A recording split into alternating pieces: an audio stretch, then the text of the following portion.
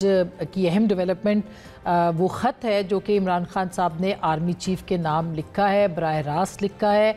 और ये पहला ख़त है जो कि आर्मी चीफ़ के नाम इमरान खान साहब ने बराह रास्त मुखातिब होकर लिखा है। इससे पहले के उनके हवाले से जो बात करते थे, आज बिल्कुल इस ख़त के अंदर उनका लहजा तब्दील हुआ है और उसके जो कंटेंट्स मंजर आम पर आए हैं, जो फैसल चौधरी साहब ने बताए हैं, बैरिस्टर गौहर साहब ने सुनाए हैं, उसके अंदर वो ये कहते हैं कि इलेक्शन जो था वो फ्रॉड था, मनी लॉन्ड्रर्स को जितवाया गया है। फिर 26वीं तरमीम पे बात की है। ये 6 नुकाती ख़त है जो कि उन्होंने लिखा है। कानून की हुक्मरानी और अदलिया पर मुतासिर हुआ है यानी इदारा। और फिर उसके बाद उन्होंने बानी पार्टी जो तहरीक इंसाफ के उनके अलकादर ट्रस्ट केस का भी हवाला जो है इसमें दिया है। फिर चौथा नुक्ता उन्होंने कहा है कि PTI के खिलाफ दहशतगर्दी के पर्चे, छापे और गोलियां जो है वो चलाई गई हैं। फिर इंटेलिजेंस इदारों के काम से मुतालिक एक नुक्ता उन्होंने शामिल किया है। पीका के हवाले से उन्होंने बात की है, सहाफ़ियों को धमकियाँ, उनका गला घोटना,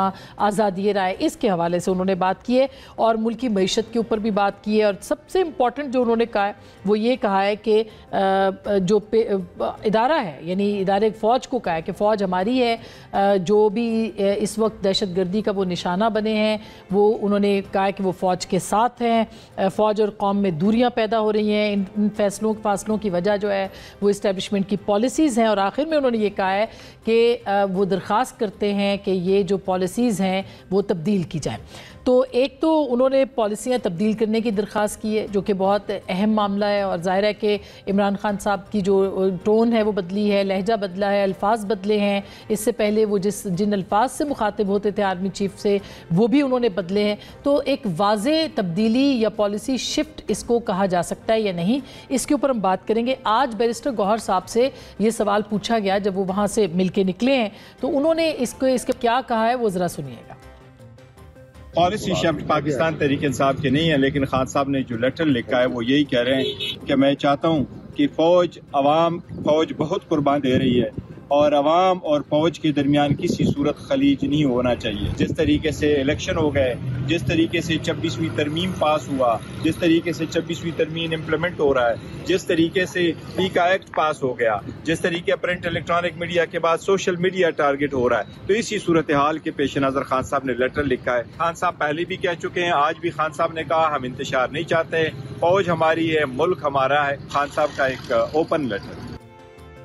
क्या कहें कि ये CBMs की तरफ पहला कदम है, क्योंकि कल सलमान अकरम राजा साहब ने ये कहा कि चैम्पियंस ट्रॉफ़ी के दौरान भी एहतजाज नहीं किया जाएगा। 8 फरवरी को भी देखा जाए तो जलसे की इजाज़त लाहौर में मांगी जा रही है और सवाबी के अंदर एक बड़ा जलसा जो है वो प्लान किया गया है।